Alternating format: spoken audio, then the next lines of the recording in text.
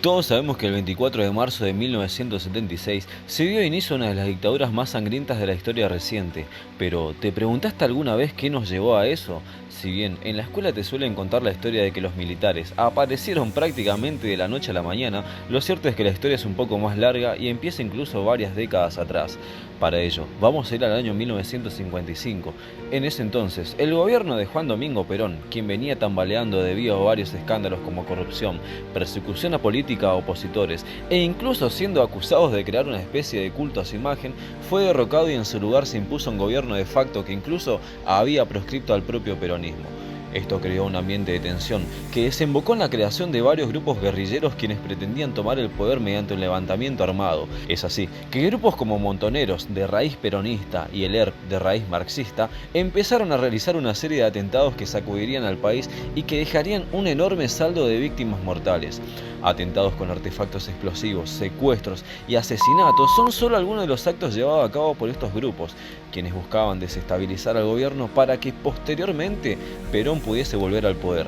Ya para el año 1973, Perón regresa a la Argentina, pero en su llegada al aeropuerto de Ezeiza se da un hecho que cambiaría el rumbo de la historia.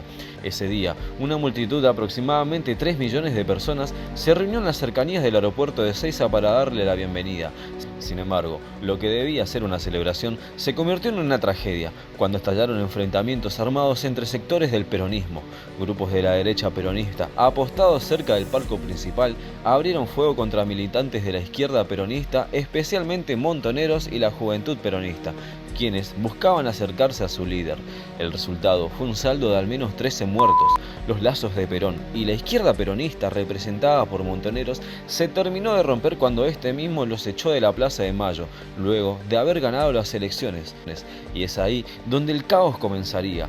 Al sentirse traicionados por Perón, estos grupos empezarían una serie de ataques y atentados absolutamente sanguinarios que se llevarían incluso la vida de personas inocentes. En uno de estos ataques, militantes de Montoneros coparían una unidad militar en Formosa dejando decenas de fallecidos. Es así que Perón ordena la creación de la AAA, quienes tenían la orden de exterminar a la llamada subversión. Perón, a los pocos meses de asumir su tercer mandato, pierde la vida y quien se hace cargo de las riendas de un país totalmente convulsionado es su esposa Isabel, quien al verse absolutamente desbordada por una escalada de violencia que no paraba de aumentar y al ser vista tanto por los guerrilleros como por los militares como un gobierno absolutamente débil, decide prácticamente dar un paso al costado. Y es así como llegamos al 24 de marzo de 1976.